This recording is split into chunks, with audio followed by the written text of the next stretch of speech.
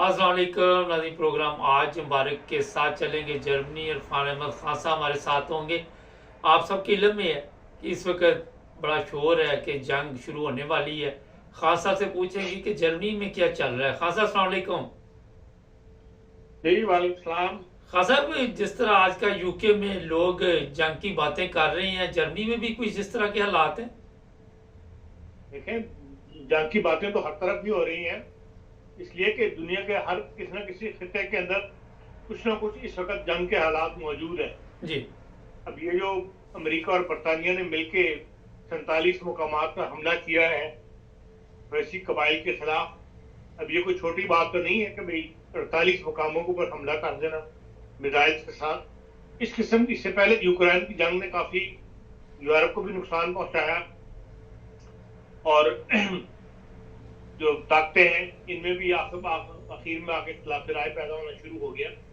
तो इसी तरह दूसरे कई जगहों पर ऐसे वैसे छोटे मोटे मसले जो है वो जंग के बादल जो है बुला रहे हैं।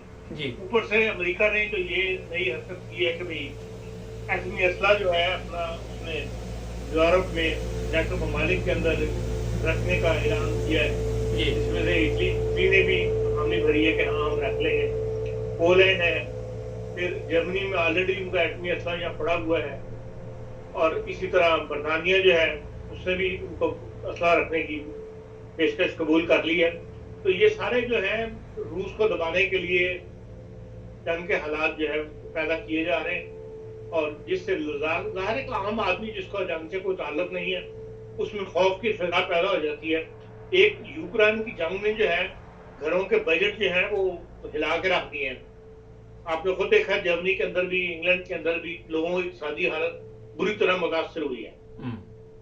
इनका जो ये ख्याल था कि भाई रूस की हम गैस लेना बंद कर देंगे तो रूस के पास इनकम खत्म हो जाएगी, रूस कमजोर हो जाएगा, उसे उसका कोई जरा सा भी अभी तक तो फर्क नहीं पड़ा इन मामला का उसके ऊपर।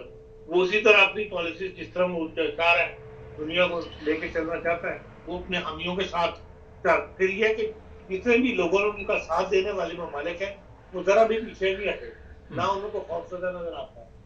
अब चीन को देख लें, आप अमेरिका इसको और भारत को देख लें, वो भी जो नई करेंसी बनाना चाहते हैं, ये चीन और रूस मिलके डॉलर के बरखिलाफ डॉलर को डाउन करने के लिए, उसमें भारत भी उनका साथ दे रहा है। वो कहता है हम भी उसको इस्तेमाल करेंगे डॉलर की बजाय।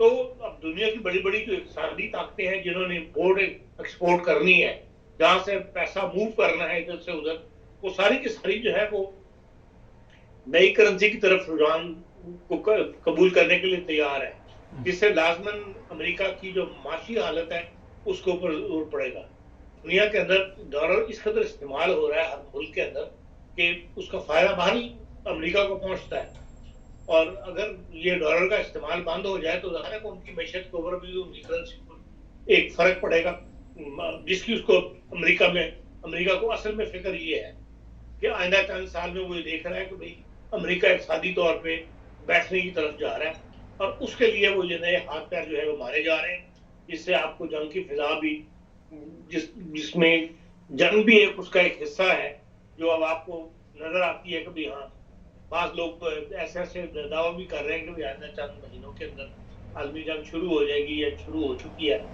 तो इस वजह से एक खौफ की फिजा जो है, जर्मन अमूमी तौर पर तो खुद तो जंग में हिस्सा नहीं लेंगे, सिवाय इसके नेटो ममालिक के तहत, नेटो माहिदों के तहत उनके हथियार इस्तेमाल कर लिए जाए, उनके हॉस्पिटल्स के अंदर जख्मियों को लाया जाए, या इस किस्म की जो हेल्पिंग हैंड है वो उसके लिए तो वो पाबंद है। लेकिन मैं नहीं समझता कि जर्मन का जो वो है आपकी आईनी अदालत जो है वो इनको अलाउ करेगी कि वो आप किसी जंग के अंदर जो है वो कूद जाए। जिस तरह अब जो इक़्तिसादी हालात खराब हुए हैं, जो बजट फेल हुआ है, जर्मनी का बजट अपने रद्दोबदल की है, उसके अंदर आईनी अदालत ने मुदाखलत की है और जर्मन हुकूमत के हाथ बांध दिए हैं। इसी तरह अगर खुदा न खास्ता ऐसे हालात होते हैं कि जंग के बादल में आते हैं और जंग में हिस्सा बनना पड़ता है उसको जर्मन हुकूमत को, तो लाजमन जो इनकी अदालत है, वो आईनी अदालत जो है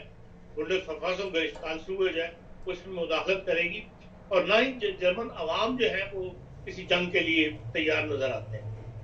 जी हाँ सर, ये बताइए कि जर्मनी अगर हिस्सा नहीं मानता, मगर रूस की तरफ से भी तो धमकियां आ रही हैं ना कि हम आपको सबक सिखा देंगे नेटो ममालिक को। तो अगर रूस फर्ज करे हमला कर देता है जर्मनी के कुछ शहरों पे, जिस तरह इंग्लैंड को भी वो धमकियां दे रहा है कि आपके साथ भी ऐसा सलूक करूंगा कि याद रखेंगे, तो फिर तो कूदना ही पड़ेगा ना जंग में। नहीं, देखिए बरतानिया जो है ना वो और तरस का अलाइन है अमेरिका का, और ये जर्मनी जो है ये और तरस का अलाइन है, ये उस तरह इन्वॉल्व नहीं है जंग के अंदर। और मैं नहीं समझता कि पूरी जंग के अंदर हर मुल्क को रूस जो है लपेट में ले लेगा। जो रूस पर हमला करेगा, जहां से जिस मुल्क से रूस के ऊपर हमला होगा, रूस उसको यकीनन जवाब देगा, उसको शायद वो ना छोड़े। लेकिन यह कि वो तमाम ममालिक को अंदर जो जंग की हिमायत कर रहे होंगे, चाहे किसी लम्हे में भी किसी वजह से भी वो उनको पर हमला कर देगा, शायद ऐसी सूरत हाल पैदा ना हो। खान साहब, काफी बड़ी रकम अभी तक खर्च की जा रही है यूक्रेन जंग पर, मगर यूक्रेन की तरफ से कोई यूरोप को अच्छे रिजल्ट नहीं मिल रहे अभी तक। आप क्या समझते हैं कि ये मजीद अभी माली मदद करनी पड़ेगी इसकी यूक्रेन की?